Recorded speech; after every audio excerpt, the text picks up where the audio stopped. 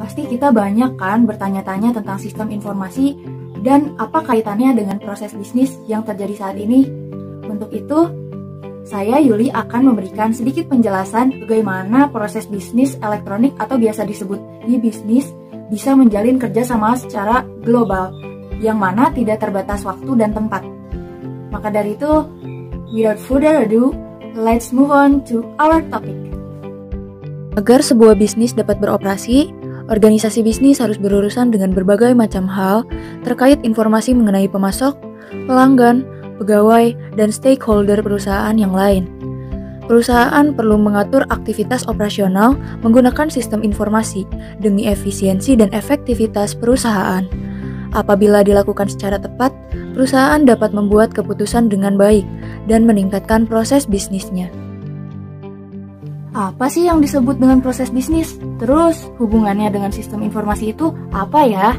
Proses bisnis adalah kumpulan kegiatan yang dilakukan oleh organisasi bisnis untuk menghasilkan produk atau jasa yang diperlukan oleh masyarakat atau pelanggan dari perusahaan. Secara garis besar, kinerja perusahaan bergantung seberapa baik proses bisnis dirancang dan dikoordinasikan. Ketika ketinggalan zaman, proses bisnis akan menjadi beban. Maka dari itu, proses bisnis perusahaan merupakan sumber kekuatan kompetitif perusahaan apabila dilakukan melebihi dari pesaing yang lainnya. Jadi, bagaimana sih sistem informasi meningkatkan proses bisnis? Sistem informasi mengotomatisasi beragam tahapan dalam proses bisnis yang sebelumnya dilakukan secara manual.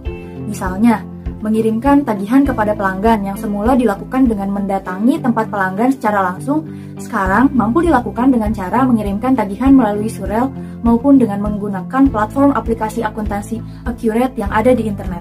Berikut ini merupakan contoh-contoh fungsional dari proses bisnis. Yang pertama, ada bagian manufaktur. Bagian manufaktur dan produksi melakukan kegiatan penyusunan dan pemeriksaan produk sesuai kualitas atau biasa disebut dengan quality control. Dan yang kedua, ada bagian Human Resource Development yang melakukan perekrutan sampai dengan PHK karyawan sebagai proses bisnisnya. Dan sebetulnya masih banyak lagi bagian dari perusahaan dengan proses bisnis yang berbeda-beda. Jadi, bagaimana sih sistem informasi dapat melayani pekerjaan yang berbeda dan beragam? Pada umumnya, organisasi memiliki sistem informasi yang mendukung proses bisnis utama yang berbeda. Seperti yang tadi disebutkan, ada manufaktur dan produksi, ada human resource development, akuntansi, pemasaran, dan lain-lain.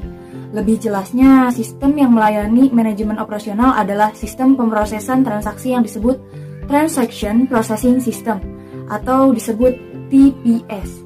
Sistem ini mengatur penggajian, pemesanan, alur transaksi rutin harian, dan kegiatan transaksi lainnya yang ada pada sebuah perusahaan. Selanjutnya, ada sistem informasi dan manajemen atau biasa disebut juga MIS atau SIM. Sistem ini memberikan laporan yang bisa membantu middle management dengan meringkas informasi yang diperoleh melalui TPS yang sebelumnya belum dianalisis secara mendalam.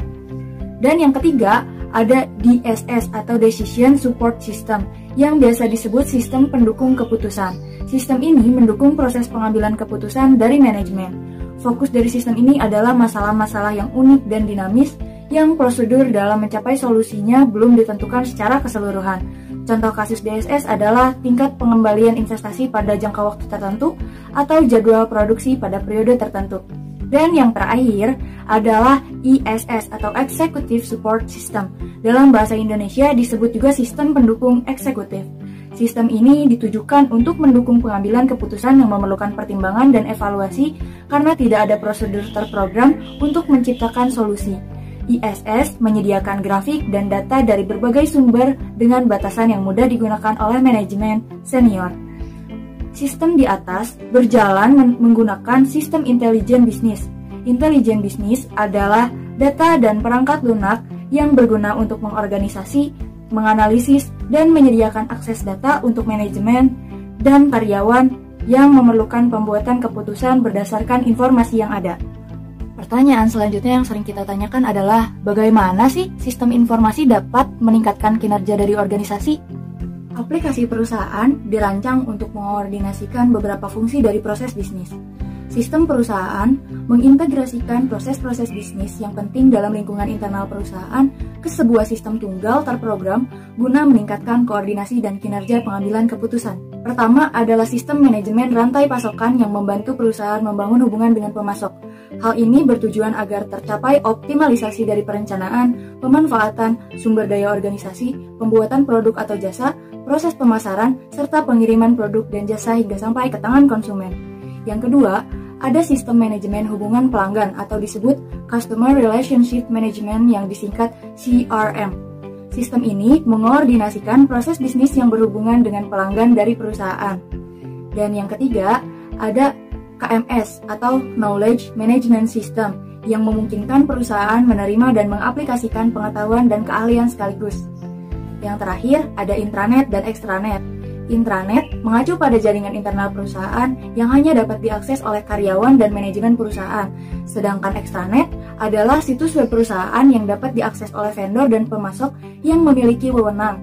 Biasanya digunakan untuk mengordinasikan pengiriman persediaan ke fasilitas produksi perusahaan tersebut. Selanjutnya akan ada penjelasan mengenai mengapa sih sistem kolaborasi dan bisnis jejaring sosial itu penting bagi organisasi. Apa saja ya teknologi yang mereka gunakan untuk menjalankan sistem informasi tersebut? Jadi, kolaborasi adalah bekerja sama dengan orang lain untuk mencapai tujuan bersama yang telah ditentukan secara jelas. Mengapa kolaborasi itu begitu penting? Kolaborasi begitu penting karena berbagai alasan. Yang pertama, dapat mengubah sifat pekerjaan. Yang kedua, tumbuhnya bidang pekerjaan profesional.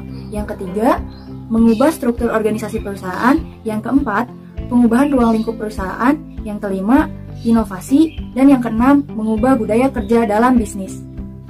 Pelaku bisnis jejaring sosial menggunakan platform jejaring sosial yang ada di dalam dan di luar perusahaan. Untuk itu, kolaborasi diperlukan untuk melibatkan seluruh stakeholder agar sistem kerja berjalan dengan baik dan lancar. Apalagi sekarang sudah berada di era revolusi industri 4.0 yang menjadi bagian dari globalisasi. Kolaborasi juga mendukung desentralisasi keputusan dan pertumbuhan bidang pekerjaan yang mana mengutamakan interaksi. Kolaborasi dan bisnis jejaring sosial menunjang inovasi, produktivitas, kualitas, dan pelayanan pelanggan yang prima. Lalu, apa saja sih perangkat yang digunakan untuk menyelenggarakan kolaborasi bisnis jejaring sosial? Yang pertama, ada surat elektronik atau dikenal dengan email. Yang kedua, layanan instant messaging. Yang ketiga, platform virtual meeting seperti Google Meeting dan lain sebagainya. Yang keempat, Microsoft SharePoint dan lain-lain. Bisa juga dalam bentuk marketplace seperti Shopee, Lazada, Zalora, dan lain sebagainya.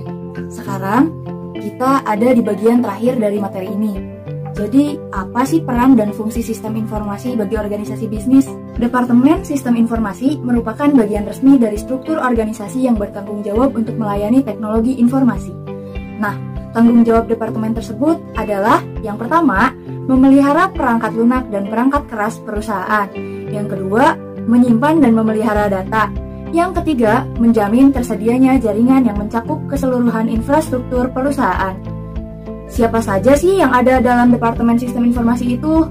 Departemen Sistem Informasi terdiri dari spesialis seperti programmer, analis sistem, pemimpin proyek, manajer sistem informasi, dan umumnya dipimpin oleh Direktur Informasi yang disebut Chief Information Officer atau CIO. Nah, tadi kan kita sudah tahu banyak sekali hal penting yang menjadi dasar sistem informasi dan teknologi yang membawa dampak baik bagi berjalannya proses bisnis, seperti berbagai jenis sistem, platform, dan aplikasi perusahaan yang dapat digunakan untuk proses bisnis. Kita juga tahu ada bagian apa saja yang terlibat dalam Departemen Sistem Informasi beserta dengan fungsi dan tanggung jawabnya. Maka dari itu, sebagai generasi milenial, kita harus melek teknologi dan mencoba berbagai macam platform sistem informasi. Dan terakhir, saya Yuli menyampaikan semoga materi ini bermanfaat dan memotivasi teman-teman. Terima kasih dan sampai jumpa lagi.